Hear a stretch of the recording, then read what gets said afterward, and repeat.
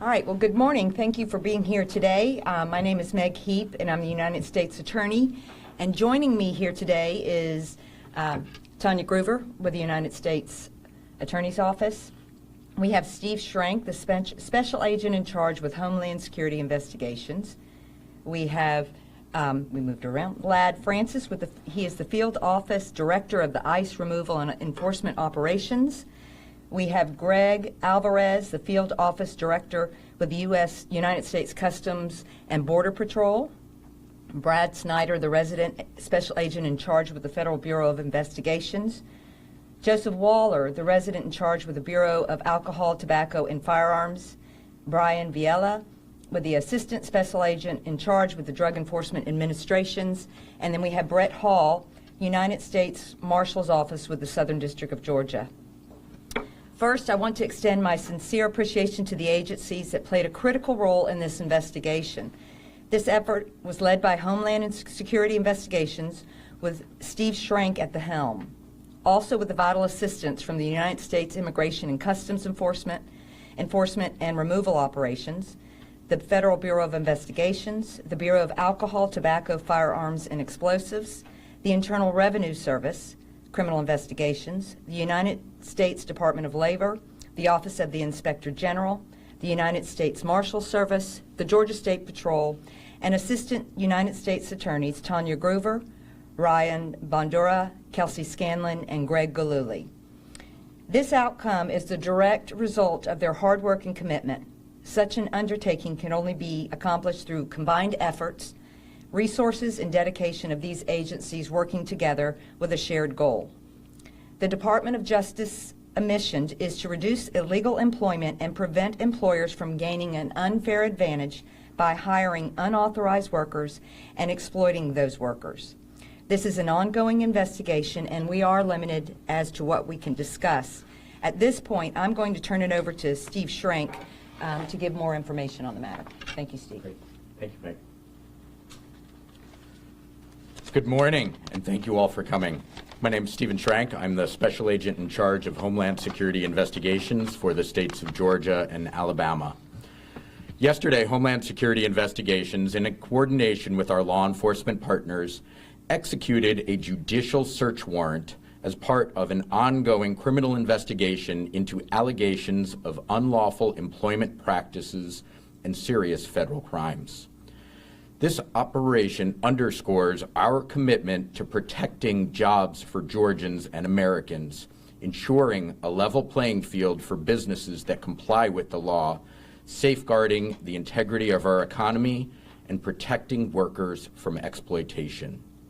The investigation resulted in the arrest of 475 individuals and is focused on ensuring accountability for those who violate the law and uphold the rule of law.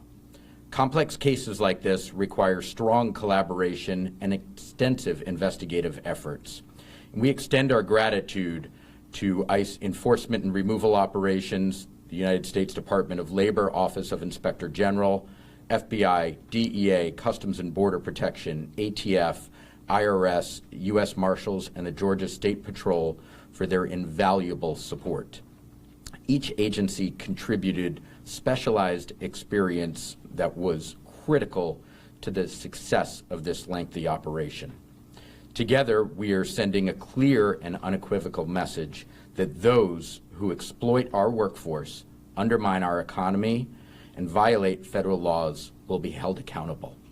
I'd like to add that this was not an immigration operation where agents went into the premises, rounded up folks, and put them on buses.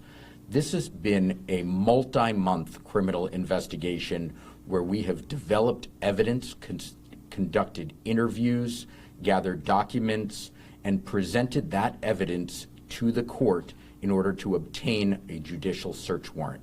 Yesterday, we executed that search warrant and gathered additional evidence that will support this investigation. There are no criminal charges being announced today, but this is an ongoing matter. While we were on the premises, we did encounter many hundreds of individuals. Of those, as I previously mentioned, 475 were illegally present in the United States or in violation of their presence in the United States, working unlawfully, who have entered through a variety of different means into the United States, some that illegally crossed the border into the United States, some that came in through visa waiver and were prohibited from working, some that had visas and overstayed their visas.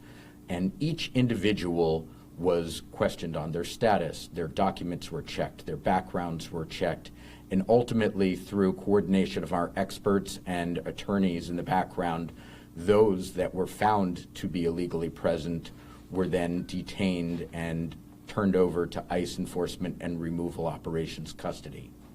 But this is all in furtherance of the ongoing investigation where we are looking at employment practices. We made seizures yesterday as part of that to gather additional evidence and conducted interviews and are continuing this ongoing investigation. We will take some limited questions at this time.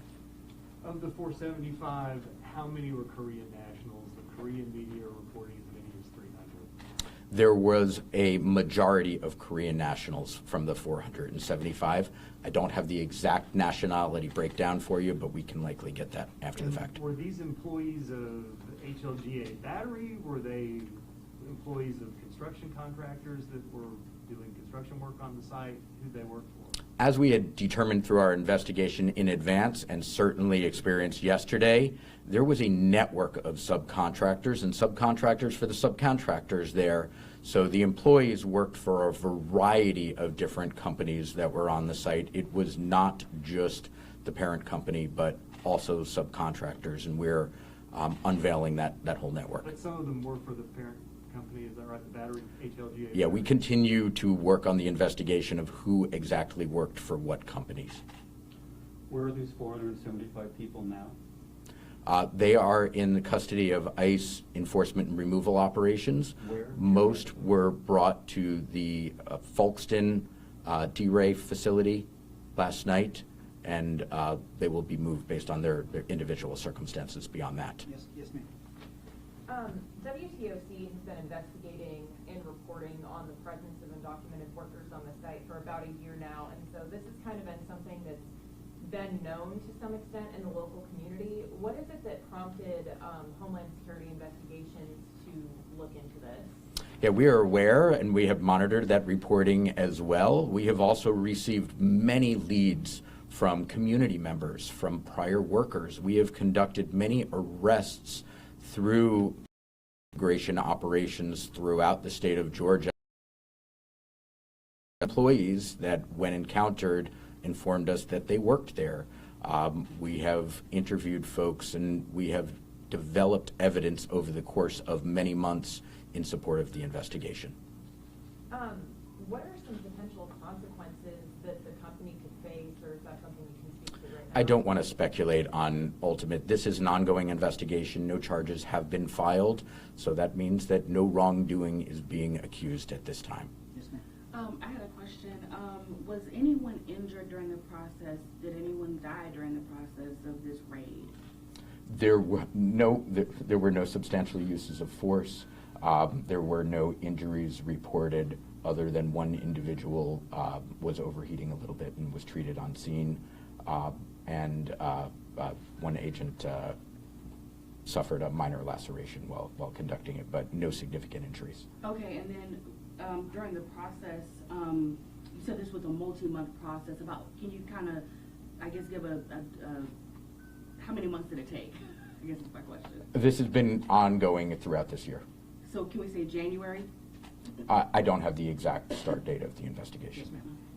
How does this operation compare to other operations in the state of Georgia and across the nation? Was this one of the largest ones, or can you kind of give us an idea of how big this was? This, in fact, was the largest single-site enforcement operation in the history of Homeland Security Investigations. Okay, any last Across question? the country.